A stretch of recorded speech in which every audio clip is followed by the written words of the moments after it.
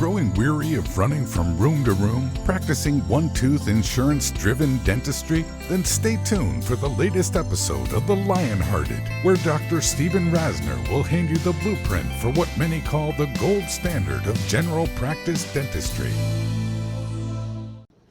Hi everyone, I'm Dr. Steve Rasner. You are tuned in to the Lionhearted Dentist Podcast. Welcome. Welcome back to those of you that have been joining me from India and Pakistan and all over Canada. My good colleagues and friends in Canada, hello. It's very heartfelt appreciated that you tune in, and this is obviously, it sounds like helping many of you, which is my only agenda. So I don't want to waste too much time other than give you my email. It's drrasner@aol.com for any specifics that you want. I do appreciate those of you to take a minute or two to let me know. And you all say the same thing. You all say that you appreciate the authenticity and the realism, that I keep it real, because I do keep it real with you. What else would I do this for? So in the last podcast, I made it clear that the next several are going to be on the most important aspect of what I think you do each day, because it sets the tone for everything you do for the next days, weeks, months, years, and that is case presentation. Do you really have a structured, you have it down so cold you can go off left, you can go off right. It's not always exactly the same, but it covers the basic same cornerstones that you put yourself in this position to get yes every time that you have to present needed work to a patient. So I started to break it down. I spent last podcast telling you the merits of it, reminding you of how important it is. And then I carried that further by starting the process for you and telling you specifics, that it really starts, case presentation starts with your branding. I mean, it starts with what people think your organization is in your community based on how you market yourself. That's just the truth. And it's an excellent opportunity to begin the process. And if you use nothing else, use the fundamentals, messages of trust. Patients can trust you. I mean, it's so big. I'm going to be honest with you. In my 39-year career, which is be 40s in September, I never thought about the concept of trust and confidence. I thought about a lot of things in those years. Beautiful before and afters. And I know a lot of you do that today. I see on Facebook or social media the waiting rooms and the hallways of a lot of your offices, and they're just covered with before and afters. And certainly there's nothing wrong with that. People have very strong careers and practices having done that. I used hours, the hours I was available at times, as a branding message. Did that a lot early in my years, and I don't even think that's wrong. But the number one thing, without a doubt to me, that I've been talking about for I don't know how many years, at least I'd say 7, is that the patients that come to me can trust the recommendations I give them, that I'm not going to upsell them. And by the way, that we're not going to equally be good old Mr. Joe where we never treat anything. They are both not good things for our patients, right? And I actually talk to patients that way, many of them when I feel it's appropriate. You should know that I got this box of good stuff that I'm trying to implement for you, give to you.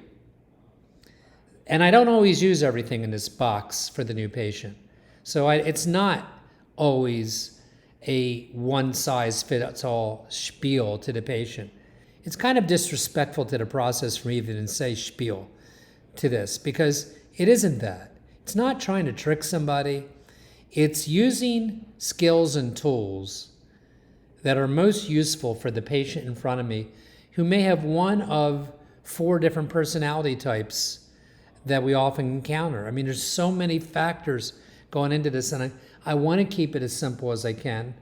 And to do that, I have to really break it down in small pieces that take a lot of time to cover, to be honest with you. So it's why I'm doing what I'm doing. But that's what it is. It's not always exactly the same thing. If I have a thinker in my chair, for example, and, Google books on Tony Alexandra. Tony Alexandra, I believe is his name. And he wrote a book of non-manipulative selling.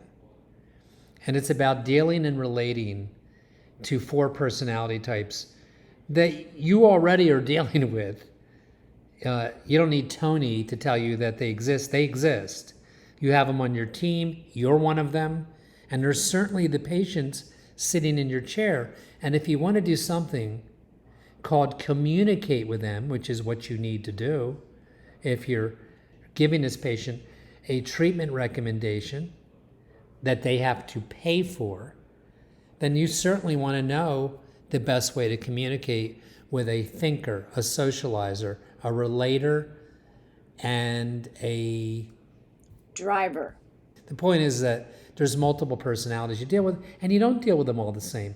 And you don't have to go back to your book every time. If you think about it for a minute, you would relate to me probably a little differently in person than you would somebody that is real disciplined and strict, that would do these podcasts, with a tie and a suit on every time. It's just the nature of people. And you need to adapt your personality to the patient in the chair, and you need to be so good at it that you don't even think about it. Okay? So we'll come back to that. But just to recap last podcast, I was talking about the importance of having the right person on a new patient phone call. I was talking about the moment they come in to your practice for the first time and what that needs to look like and feel like, and how everybody on your team has to be constantly trained so it's second nature to them on how we deal with that new patient experience. Because it doesn't take much to turn somebody off. Them looking at one of your other staff members and that person that works for you turning their head away and not understanding the value of a smile or even welcome to the practice. I mean, that's not trickery. That's called treating people with value. And it's all something you need and contributes to the final product when you go in and recommend treatment to somebody. You better believe that. So you do have to be up on that. And all these things sound laborious, even as I say them to you. Oh my God, it's going to take so much time. It really doesn't. But it does take some time. And if you hear that the balls are getting dropped, I'll give you an example. I've been in practice 39 years. And I think there was about a 2 or 3 year period that I didn't know about. That where Michelle, who's worked for me for all those 39 years, stopped doing the new patient interview. I mean, it's stunning to me that I'm even saying this to you. I didn't tell her to ever stop it. And I became so used to high case acceptance and that all the wheels were turning the way they're supposed to turn. I didn't notice any downtrends in my office. I mean, I had 29 consecutive years at one point of increased productivity and profitability. So why would I question anything? But we went through, and it doesn't take long for me, we went through like about a 2-month slump. And what do you do when you go in a slump? You start looking for what's wrong. When you're killing it, you don't even think like that. And I started breaking everything down, and I got to the point of asking her, because I trusted it, because by the time I walked, pardon the expression, on stage into the operatory for the first time with this new patient, I'm assuming that was all done. I'm assuming they understand the importance of all these steps. And I found out they weren't. And we corrected it. They had skipped the in-office new patient interview, which is critical to the process. Because it gives you that one, and this is a 5-minute process, by the way, that gives you an opportunity to get to know this patient a little bit better. And I need everything I can get when I walk in that operatory. And you better believe this is exactly how it happens. I might be in a surgery at the point this is all going on when that new patient arrives. And you better believe that I will find the time. I will go to Michelle and I'll say, tell me what I have. I mean it. This is exactly what I say. And she might say, well, she's terrified. She's scared to death, which I love when they say that, because if you use my sedation protocol, there's virtually few, if any, patients in the world that it won't put them in a position to make you be successful in treating them. Not 100%, I didn't say that, but certainly 99 plus. It's extraordinary.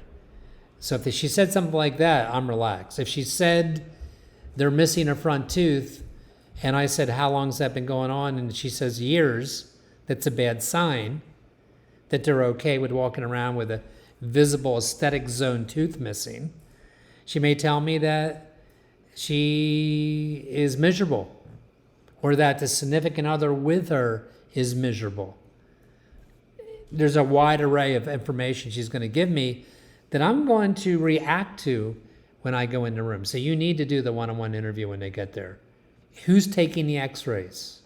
Okay? So by the time I advise under my blueprint that you arrive in the room, the patient's walked in the office. They've had the one-to-one second interview. The first was on the phone when they called.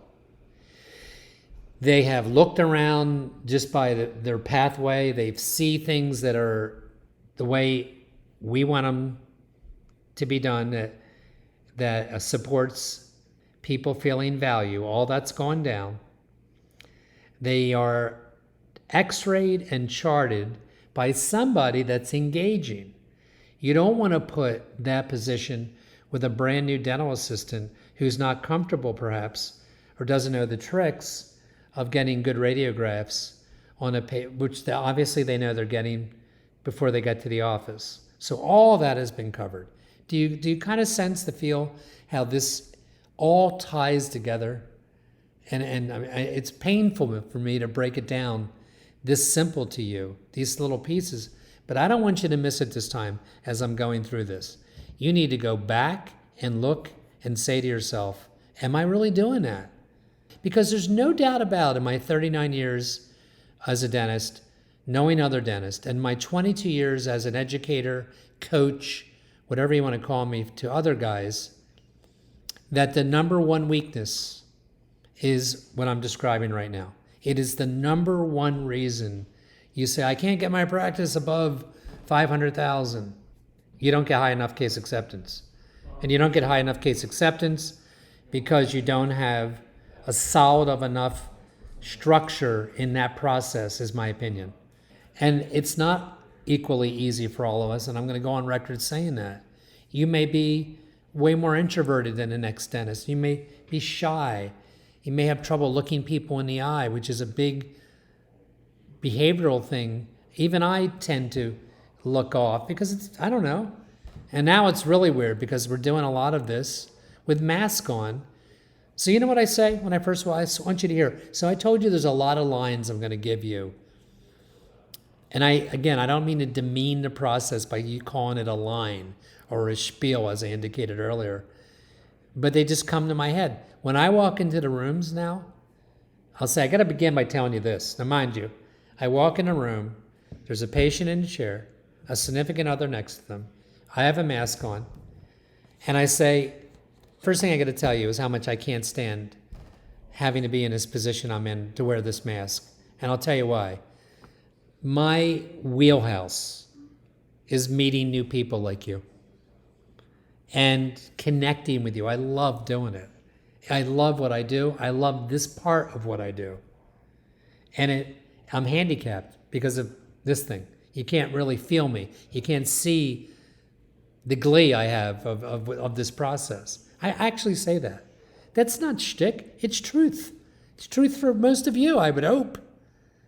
I just came up with that in this last 3 months when we've been wearing masks for the first time. And sometimes I'll take it off and my rooms are big enough that I can sit in a corner and I'll ask that permission. You know, I'll wheel back in the corner and say, if you don't mind, I'll take this off here so I can talk to you a little bit. And as I'm looking at them, as I talk to them, I'm looking them right in the eye. like I'm looking at you right now, and I'll smile whenever I can remember to smile. So there are things you can literally change about your body and your way, your body, your body language is what I mean to say, and your social skills when you're meeting a new patient. And they are really, really important. I'll often look away and I'll look over to the new patient. And mind you, in this series of case presentation podcasts that I'm doing, we're going to get back to literally step by step of what I say as I'm going through even the examination part of it. I'm going to get into that in these upcoming podcasts. I want you to say, am I doing that or not? Could I modify the way I'm doing it a little bit to improve my percentages? Because isn't that what you want? Isn't it a wonderful thing to know the skill sets that you have? I've acquired them through CE, and get people that want that. If you go out and you learn connective tissue grafts around implants or free gingival grafts to augment a vestibule, or any of the things that I know many of you take, or even implant. You finished an implant continuum, but nobody will accept your treatment. You can impact that by working on it. It's a much easier skill to improve quickly than some of the literal clinical procedures that you do. So a couple things I want to get back to that I was saying. So who's ever taking the radiographs and charting can't be the most convenient person on that new patient. It's got to be that person that's got a great personality and warm, accepting. You know that they're not going to blow one of these steps. If you're in another room and they're in there with the new patient, and you hear the new patient choking on the radiographs as they're taking them, you might have made a mistake with who you assigned to do this. If you have somebody in there that's got a robotic personality, we can't all have killer, over the top, oh my God, to die for personalities. But you have some people in your clinical staff like that. I would rather work with a lesser assistant at what I'm doing in the moment and have one of my personality assistants be in a room with the new patient. No doubt about it. So who's taking the radiographs, who's charting is a pretty important part of the process, if you ask me. Next, just some do's and don'ts. Be sure that you schedule properly. Okay, I don't know how many new patients you see per week. For years, I haven't got that many. If I get five quality screened over the phone, know that I'm going to do a complete exam, know I'm going to take full radiographs, know I'm out of network. If they're coming in and I get 5 a week, that's probably the number I get a lot. Some weeks it's 8, some weeks it's 3. I'm serious. And so it's important when you schedule them that it's cohesive, that they're not putting it up against the first time you do a sinus lift, or the first time you do a ramus graft, or the first time you do an implant, because your mind is going to be so focused on this clinical procedure that you may not be able to get away. And it is a critical moment with the new patient, because that's your new patient potential for the next several weeks. So yes, some beginner possible do's and don'ts. Schedule them properly. Know when they're coming in. Make sure the new patient coordinator knows how you want to be scheduled, and it should be common sense. No interruptions. I'm not kidding. Last week, out of nowhere, I was going to hit the roof.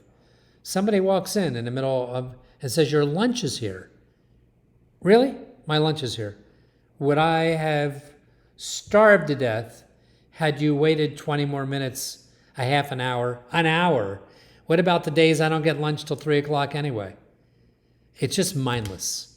It's just mindless, and can't say more that you don't understand there's a process going on right now that you just interfered with. Or no interruptions. I don't care if your broker's on the phone, a doctor's calling you back, a specialist. I don't care. When you're in there, it's you and the patient, the significant other. That's it. And I've already mentioned your body language. And the body language to me, if you can just work on two things to start, is smiling, friendly. I mean, don't, make it relevant. Be enthusiastic. Be into what you're doing. And if you're not enthusiastic and you're not into what you're doing, then you're probably watching the wrong podcast. I can't help that. I can't help you fake it if that's really what's going on. There's some do's and don'ts. I have a few more minutes, so I'm going to keep going. I do take a few minutes before every new patient. I brush my teeth. I'm not kidding, I do. I look and say, do I look reasonable? I change my outer coat. Today I have to change my outer mask. Again, if the patient allows me, if I have the type of size rooms where I can be certainly 4 to 6 feet away from them and talk to them. It looks weird because I'm in the corner, but I'd rather do that if they let me, as I'm just introducing myself. And that is how I start. I walk in the room, and again, this is recorded in early podcasts by me, but it's so important. I want you to hear it even a year and 9 months after I did my first early podcast on the Lionhearted Dentist, because it's the moment in time. When I said we got to get back to the gym, this is what I meant. We got to get certain core skills down cold. Because if you don't have this one down, we got a problem. You're going to have a problem. You're not going to get your potential if you don't. Why wouldn't you want to do this? It's pleasurable. It's a nice way to function in your office. So I'll walk in, finally. I know everything's been done up to now. I've checked to make sure I feel good about how I present. And I walk in and I usually talk on purpose, very colloquial. Old friend from the neighborhood kind of talk. Hey guys, how you doing? Just like that. Hey guys, so where are you guys from? Something totally disarming. And we might have a little minute or two, if that. I don't go overboard on the social talk. Whatever's natural I do, but I do start by saying, hey, how did you guys find me? I can't tell you how often that happens, and I'm shocked, because that wasn't put on the new patient report. Even though Michelle just met with them again in the office, where they found me from becomes an important point of view. I had a young new patient in the office yesterday. I did. And she was 31 years old. She needed root canal, a crown, and one molar. Had about 10 carious lesions on other teeth, not huge. That'd be an interesting one for me to share with you. And I was surprised because I said, so how did you find me? She said, my boyfriend comes to you. I said, oh, okay. What's his name? She gave me his name. And she goes, I think actually you worked on his father. And she mentioned the father's name. Yeah, I worked on the father and known the father for 30 years of my practice. I know him well. And I remember this cute story about him. Do you get me as I'm talking to you right now? Do you understand that would have never happened if I didn't say, so how did you guys find us? How did you find me? And it started a whole good feel thing because I really did know the father well. And I didn't know, and nobody told me that this was the daughter-in-law. Okay? And that's an interesting case, actually, for me to explain to you, because I'll tell you what I said my next thing. My next thing I said was, so listen, remember I told you they're not all the same. So here's what I'm thinking. She's 31 years old. She has all her teeth, an attractive girl that doesn't have perio, but yet had numerous carious lesions, and one of the lesions was clearly in her nerve in one of the teeth. And she was really scared. Okay? So this is what I knew in about a minute of being in the room. I also knew other things. That she was the mother, at 31 by the way, of 4 children. And I knew, by the way, that the parent that we just alluded to, he had 5 kids. And this was not her father, it was her father-in-law. And it just made for a good start to talk like that. And I said to her, I said, well, listen, and you'll hear me say this about every new patient that comes in. I said, I want to begin by telling you where you're at. And this is a little weird for me because you're 31 years old. I have children older than you. Of course, you can't use that line on everybody, but that's what I mean by the little box that you build over your career of what you say to patients. I said, so it would bother me if my daughter needed the work that you need, because I can tell you early on that you need a bit of work here, that you have one tooth, and she knew about the one tooth. She literally wanted to know.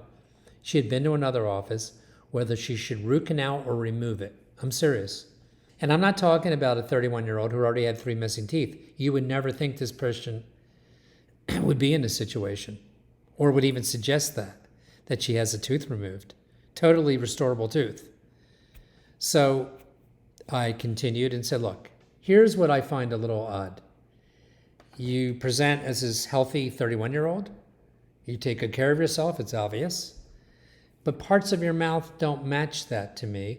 And my guess is that you've been really busy taking care of other people in your life. I already knew about the 4 kids. I said, so you're in an office where I have a very high bar for my patients. This is what I mean by one of the lines that just come out. I have a very high bar on what level of dental health I want them to have. I want you to think about something for a minute. This is what I'm telling the patient. You need a root canal, and I know you know that, on the one tooth. And no, I would not ever recommend you remove this tooth. I won't remove it under my clock. I'm too against that. If you had 2 or 3 other missing teeth, I would give you a different version of this. But no, you need to keep the tooth if you can, financially and otherwise. And that's what I meant. She was really scared too, by the way, which plays right into my practice and my skill set. And that's why it's so important that if you can just get down case presentation skills and get down the first skill set of an oral sedation practice, which is a pretty easy skill set to accomplish, you're already going to be in a different level of accomplishment of what you're going to be able to achieve as a dentist. It doesn't have to be burnout city, man. It doesn't. These things you hear me tell you week after week come from these things I'm telling you now. It's not made up. It's not exaggerated. It's real. And so when you're in there in the trenches like I was, with a 31-year-old, it's just natural for me to say the things I'm saying. So when I said, listen, let me tell you about the scared thing. That's what I said to her. I got you covered with that. I'm 100% positive that if I give you my protocol of sedation, you're going to come in here, you're going to not remember much of what you did, you're not going to be in pain when I work on you, and you're not going to be in pain later. He may be a little sore in some cases, but it's nothing you wouldn't be able to handle. Because she had also mentioned to me that she was afraid of needles to the point that the dentist worked on her without anesthesia. And I'm sure you've heard stories like that. I said, well, that's not happening here. That is just never going to happen. That's not the type of office you're in. You're in an office where I really have high standards on everything from, are you sedated enough for you individually? Are you truly numb? I care about that. I don't want you partially numb, pretty numb. I want you totally numb. And when you talk like that, people just melt if they're scared, if that's part of the problem of why they haven't had care. When I'm done, and you're going to have to make some type of investment, and if you can't, we'll have to do it in slow pieces. As it turned out, her husband and her are in a building business, and money didn't seem to be a big issue, which I didn't know in the beginning. And sometimes you never know that situation till the end. Sometimes people make you think that's the case, and then it turns out they get turned down for every credit application that they fill out, and they don't have a bank account. And I get it, but that wasn't his case. I said, and when we're done, and you're going to have 3 visits of work here, your mouth's going to be as good or better than my mouth. And all you're going to have to do is maintain that oral health. You may have to change some of the fillings over your years, but it won't be a dire crisis to you. Part of my job is to influence you for the optimal care, to maintain that optimal care so you don't need stuff. So I hope that resonates to you guys today. I hope you get a feel. I'm going to try to give you real case examples like the one I just gave from yesterday. But we're going to continue this, and I hope you write to me. I'm going to do it whether you tell me you have it down or not. It's just too important. And I'm not sure how many more of these it's going to take me, but this is case presentation the Lionhearted Dentist way. And we got quite a bit of ways to go. So thanks for joining me, and I'll see you next week on the Lionhearted Dentist.